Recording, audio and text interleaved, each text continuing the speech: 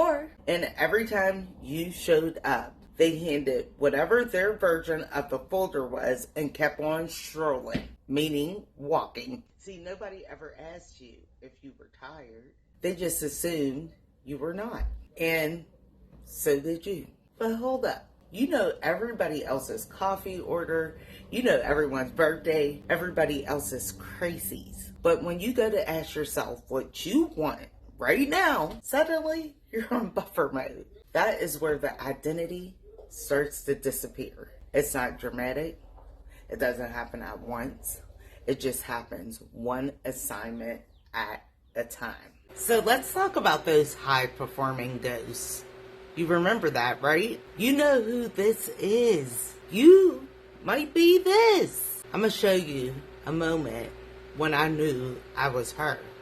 Oh my goodness, this month is just packed. I remember the days when I would look at my calendar just like that. Every single day filled. Every hour spoken for. Every obligation accounted for. And not one thing on that calendar was for Shatika. Not one. Every commitment was for someone else. Every deadline belonged to someone else's dream. Every meeting was about someone else's priority. And I sat there and I thought, is this what my life has become? That is a high-performing ghost moment. It's not dramatic. You're not having a mental breakdown. It's a calendar. And the quiet realization that you have been living someone else's schedule for so long and you forgot to put your own self on the schedule. The high-performing ghost is the person who shows up for everyone, delivers everything, and meets every single expectation, and is completely invisible all at the same darn time.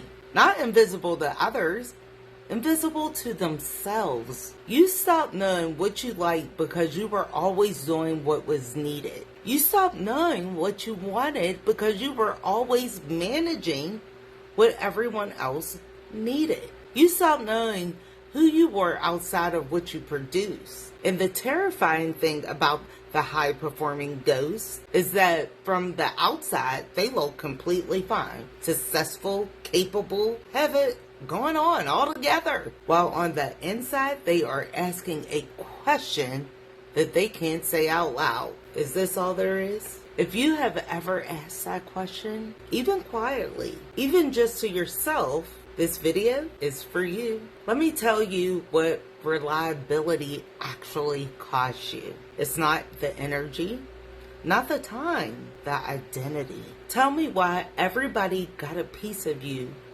except for you. While you were being excellent for everyone else, you stopped practicing being yourself. You stopped trying things that might not work because failure was not an option when everyone was depending on you.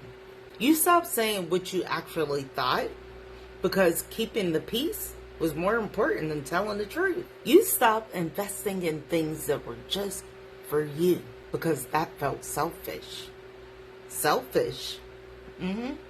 When there was always something more important to handle. The check engine light came on years ago, but you kept driving. And now you are standing in silence on the other side of all of that. And you don't know what to do with yourself. I know, because this channel is built on lived experience. That silence you hear is not emptiness. The silence is space.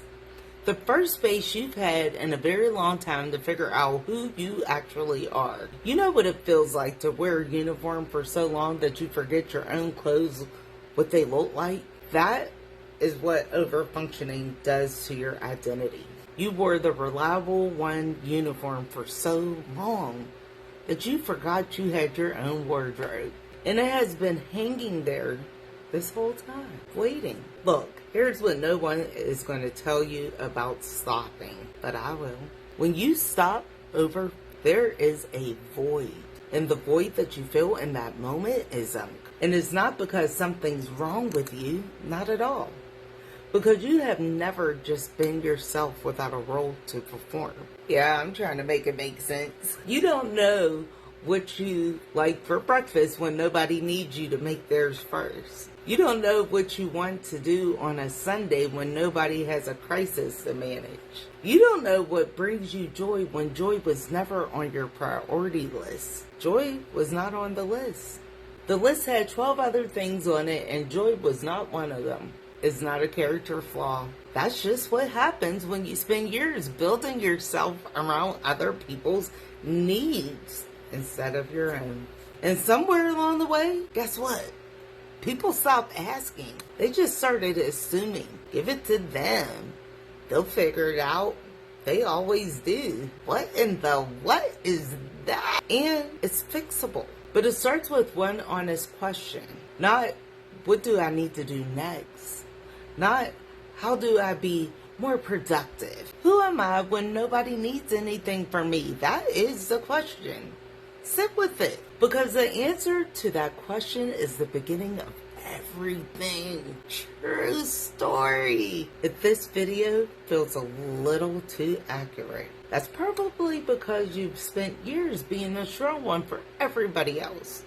The one who keeps showing up. The one who keeps fixing it. The one who keeps holding everything together day in and day out. Meanwhile, your own life is sitting on the back burner, getting reheated for the third time like last week's leftovers. Do yourself a favor and subscribe, because around here we talk about the patterns high achievers normalize until burnout starts feeling like their personality. Before you keep going, I want to ask you something. What was the first thing you stopped doing when everybody else started needing more from you? Was it reading, painting, sleeping, dreaming, just being? Drop it in the comments. I want to see if we are all carrying the same story. I need to say something to you. You are not just usefulness. Your value is not measured by how much you produce, how many people you help, how many problems you solve, how many times you show up when you would rather not. That is what you were taught. And it's not the truth.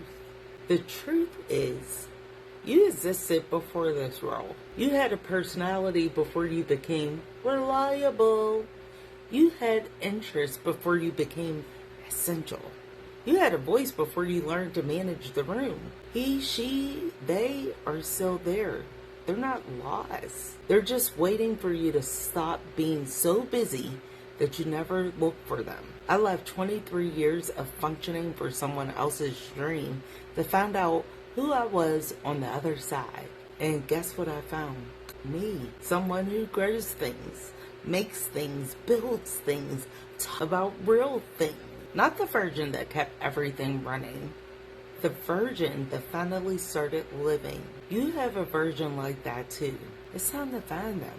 Here is one thing from this video, and it's not a list, it's not framework, it's just one question. If no one needed anything from you tomorrow, what in the world would you do? Not what you should do, not what is a responsible thing to do, not even what makes sense. What would you want to do? Write it down. Even if it feels small, even if it feels selfish, even if you have not done it in years. That answer is the first thread of who you actually are underneath all of that usefulness. Pull it. You, my friend, have spent years being the most reliable person in every room you walked into. And it cost you the most important thing. Knowing who you are when the room is empty, that changes now. It doesn't happen all at once. It starts with one question, one honest answer, and one thread being pulled. I found myself on the other side of 23 years, and you're not. I'm the gas station. I fill you up so you can move, but you still have to drive. Before you go, I want you to finish this sentence in the comment. I used to before life got in the way. I want to see it, because I bet a lot of us have the same answer. And be sure to come back tomorrow for video 6. Because that is where we talk about what the rebuild actually looks like. Not the pretty version, the real one. I'll see you there.